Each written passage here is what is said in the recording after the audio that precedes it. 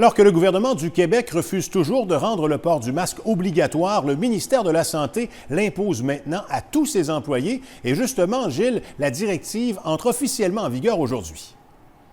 Ouais, pour tout le réseau de la santé québécois, chez nous, ça concerne directement près de 8 000 employés du CIS du Bas-Saint-Laurent, 3 500 employés du CIS Gaspésie-les-Îles et autant sur la Côte-Nord.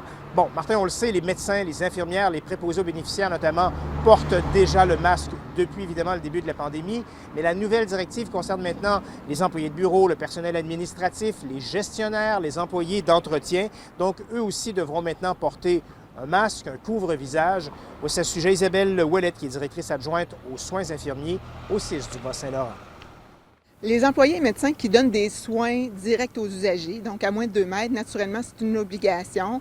Pour tous les autres employés qui ne donnent pas des soins au service, c'est maintenant une directive, lorsqu'ils circulent dans l'établissement, de porter le masque de procédure. Donc oui, c'est maintenant une directive. Naturellement, on va suivre l'évolution de cette nouvelle pratique auprès de nos employés. C'est quand même un changement de culture pour eux aussi.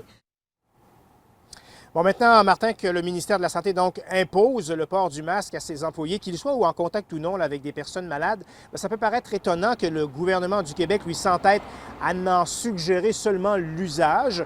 Pourtant, ce qui est bon pour les milliers de travailleurs du réseau de la santé devrait l'être également pour les Québécois. Entre-temps, bien, au ministère de la Santé, on justifie donc cette nouvelle directive de cette façon. Mais dans le fond, c'est une responsabilité collective. Donc, tous et chacun, pour se protéger nous-mêmes, protéger les autres et nos usagers, de porter maintenant le masque de procédure. Comme on le sait, le port du masque évite la transmission du virus, qui est un virus qui se transmet par gouttelettes. Donc, de porter le masque, c'est toujours une meilleure préventive qui est maintenant reconnue et pour laquelle on se doit tous collectivement de mettre en application. Martin, d'ailleurs, depuis le 4 juin, toutes les personnes qui se rendent dans les établissements du CIS du Bas-Saint-Laurent doivent d'ailleurs porter un masque, malade ou non. Merci, Gilles.